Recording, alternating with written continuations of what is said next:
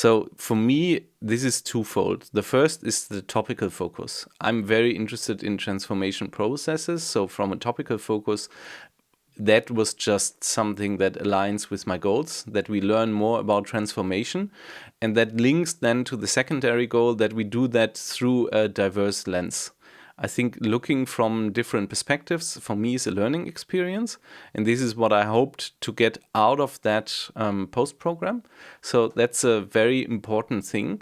And to that end, for me, it's a learning experience. But there's also maybe a secret goal number 3, and that is how do we have these larger projects facilitated and how do we make them work generally? Because I think this is a really huge challenge, how we make such larger programs work.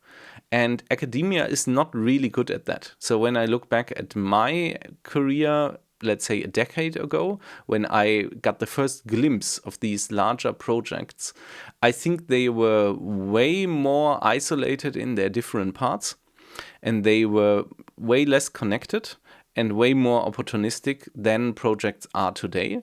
And I think this is a continuous timeline. I think this is something that we learn to develop.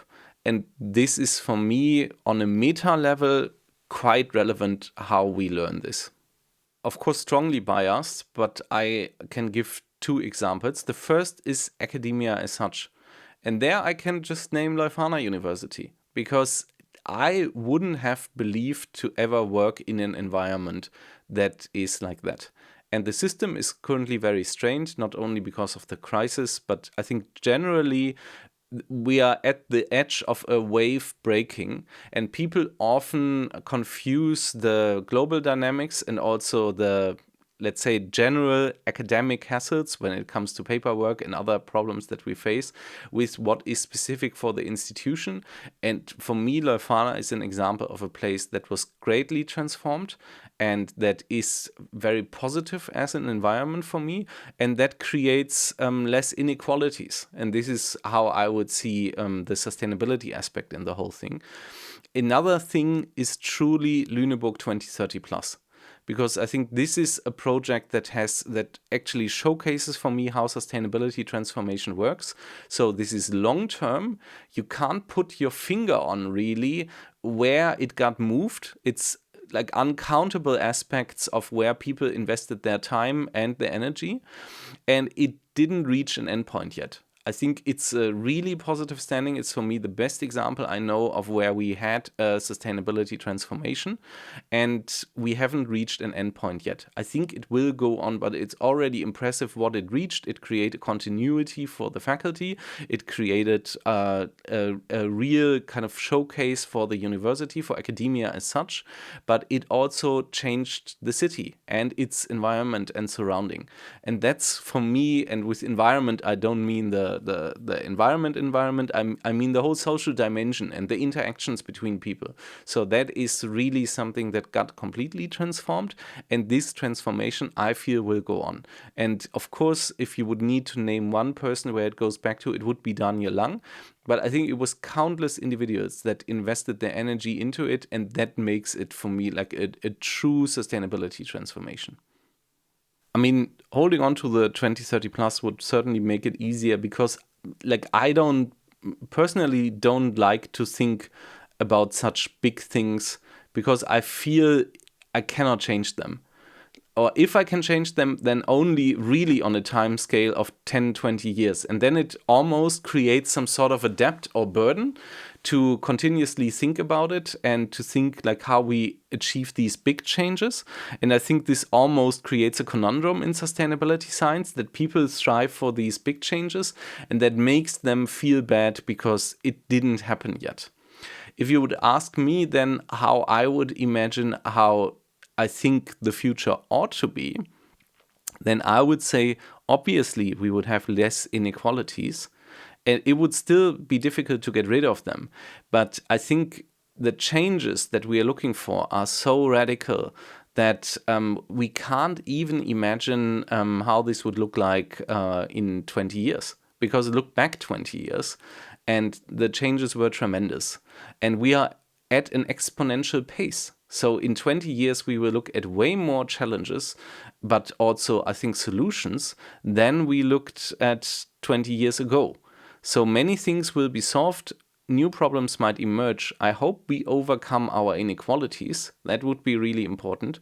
I think I would hope we find our interconnectedness again, because I feel it got almost lost in translation. I think the most important thing that remains of me is my connections to others.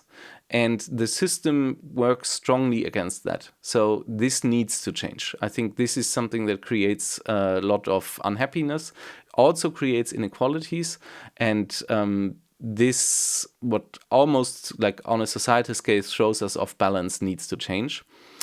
And I think this then also calls for an end of materialism, because it just doesn't make sense, like the whole kind of like buying things, piling up things, and so on. I think it doesn't make sense, and ultimately it's just the connections between us that would make sense for me. So I hope less inequalities and more interconnectedness would be a future that I would be thriving for. So if you would ask me, yes, I deeply believe that the project is able to do that and that the project did that.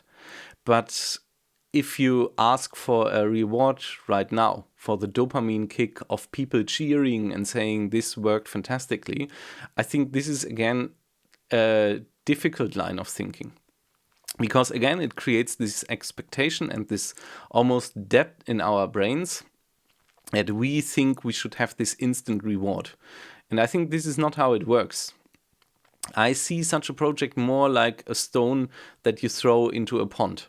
And then you have the waves, and they slowly go outside, and they form these structures, different structures, where we can see, okay, we did something here, but we will only know in retrospect. I mean, we ourselves say we face wicked problems, and you only know in wicked problems in retrospect what was the solution. So how we ever came to the idea that we get this instant reward in how we work together between science and society is, for me, an open question. Like, I wouldn't put myself under this pressure, because I think it's very important to consider it on a daily basis. It should become our habit to consider this connection.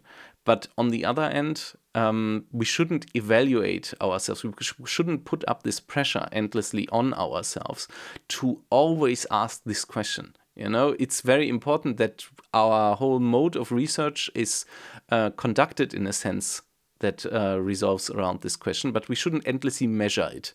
I mean, this measurement of our success is, I think, creating a great burden for many people. And there I would really propose to be patient and to also look at the positive aspects that we had, which might seem small, but I think also they will grow over time. They are like these waves in a pond that become bigger and bigger.